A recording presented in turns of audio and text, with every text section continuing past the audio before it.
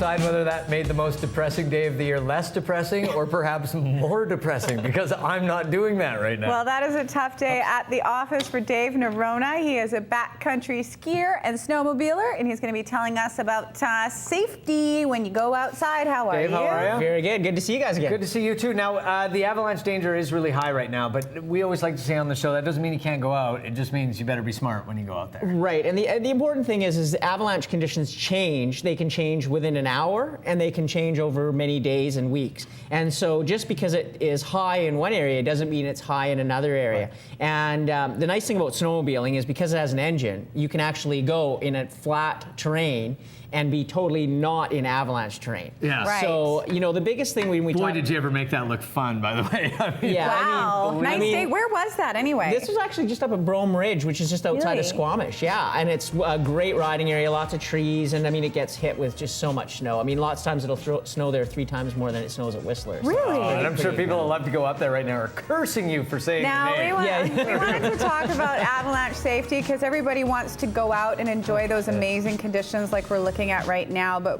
it's really important to pack properly, whether you're hiking or snowmobiling or skiing or snowboarding. We've got 10 essentials here. Why don't we start over here and tell us what you've got with you? Well, the important thing is no matter what you're going to do, snowshoeing, backcountry skiing, snowboarding, or snowmobiling, is to have the 10 essentials. And that's just extra clothes, water, extra snacks, a light, a compass, an important lighter in case you have to spend a night outside and you make a fire. It's a lot easier with a lighter. And a duck knife. And a duck knife. You never know if you're going to have to find your own dinner or something like that. You use the duck knife for that. You gotta. And a first aid kit. And it's just, you know, this can all be light, and there's no excuse not to have this. And really, you're only carrying it if something really goes wrong. But, you know, things go wrong as we see. I went hiking with some friends, and one of us only brought a bottle of water, so we were on rations. You're on rations. It was a hot summer day. Wait, it was a hot summer day, but you don't think you have to think ahead when you're doing something fun. Right, and it isn't to sort of bombard people and say like you have to carry, you know, everything in the kitchen sink. It's about making things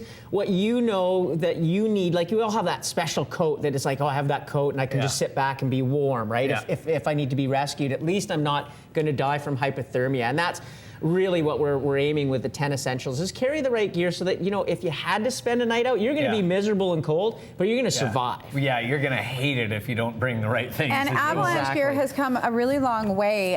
It's really light. It's easier to put in a knapsack. So why don't we talk about this stuff here and tell us how it works? Okay, so this is an avalanche transceiver. We would all wear one. And this BCA tracker, I say is the best one on the market. One, because of the price. It's priced at a very reasonable price. You can pick it up at MEC.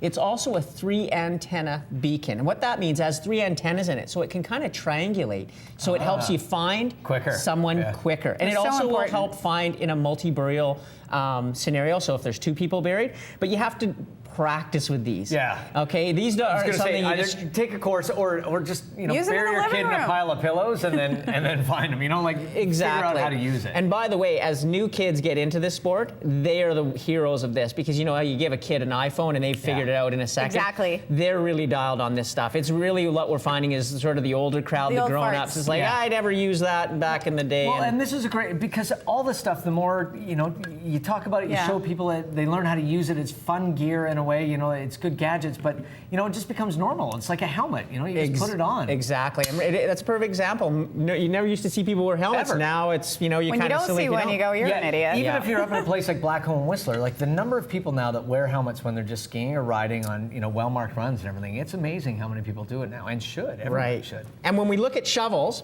this is a shovel from Genuine Guide Gear. It's light and it packs up. It also, the handle telescope. So now, if you have to dig, which is the hardest thing in an avalanche, is that you have a full-size shovel. The thing you want to look for in a shovel is lightweight and that it works, but there are plastic shovels. You do not want a plastic shovel. I'll give you an idea. A beer fridge size thing of snow of powder at the top of the hill. After an avalanche, it can like that. Avalanche. After it is avalanche down, it can weigh from 25 pounds. Now that same cubic meter now can weigh 250 to 300 kilograms. Just compression. So you try digging it with a plastic shovel. You want a very sharp edge so you can cut through that kind of stuff. And before we dig the person out, good pro. So pull that cord. as hard as you can. There, you just set up the probe. And so what this does... Up the probe, Michael! This reminds me of the doctor. Yeah. So what this does is when we locate someone with the beacon, we then use the probe to pinpoint the person. And that tells us exactly where we're going to dig. 3D! Oh, yeah. Okay. And of course... Snow saw? This is a snow saw, so it does a number of things. If you need to cut a branch off for some reason, it'll do that. But it also is for cutting column in a snow pit, for digging a snow pit, to see what the conditions are like, to see what the layers are like that we're dealing with. Because most people think of snow as soft and fluffy. They don't think of it as different layers as each time it snows or rains or gets cold or warms up. In the mountains, those layers change, and that's what actually creates those changes create avalanche. And that's part of what you learn when you do a snow safety course and you sort of go out there. You learn how to examine the snowpack and see where the instabilities are. Right. I can't say it enough. These are the tools if something goes wrong. But the way to prevent avalanches or being caught in an avalanche is to get education, and that's taking an avalanche skills course, level 1, and then improving on that, and taking one each year, because it's like you forget stuff, and it's easy. It's like first aid, man. Like you never can know enough, right? What is this? So now what we're going to talk about is something that's not new, because ABS has been out since 1985. You can believe that. This is an ABS backpack, and what it does is, have you ever had a can of nuts, and you want the good nuts? The big ones always float to the top. If you shake them, and the small ones go to the bottom. Yeah. The reason why humans go to the bottom of an avalanche, we have to dig them out, is because we're small. You usually find snowmobiles on the top. So what this pack does is it makes you 170. Small nuts, can I pull it? You bet. Really? Am I going to be big nuts now? Wait.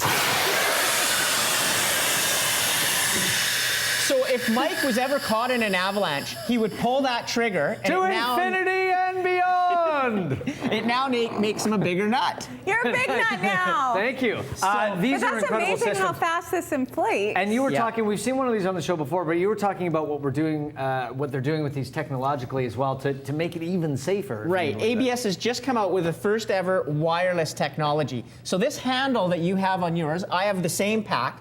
And now what would happen is, Mike, you're skiing down, and all I know, you hit a sweet spot, and you create an avalanche, and it propagates, and it turns quite big, and I'm like, whoa. You don't even know it yet, because you're just skiing down. Yeah. And I pull my bag, it sends out a wireless transmitter to yours, and it makes yours go off. Oh, that's awesome. So you should have been wearing those at the Roxy. But it's brilliant, right? I mean, because when you're in there and you don't feel that snowpack start to move necessarily, because you're moving with it at times. Right, and when we're talking about skiers, you feel the ground more. If you're on a snowmobile, that sensation is actually taken away even more. Wow. So if someone were to hill climb and you see it breaking as they come down or go up, you can deploy their bag. So it's an amazing revolution, and we're going to see more and more of that coming from these companies. Well, thank you so much, Dave. If you want to find out more information about what we were talking about, you can go to Dave's website, noronalife.com, to find out more information. When we return.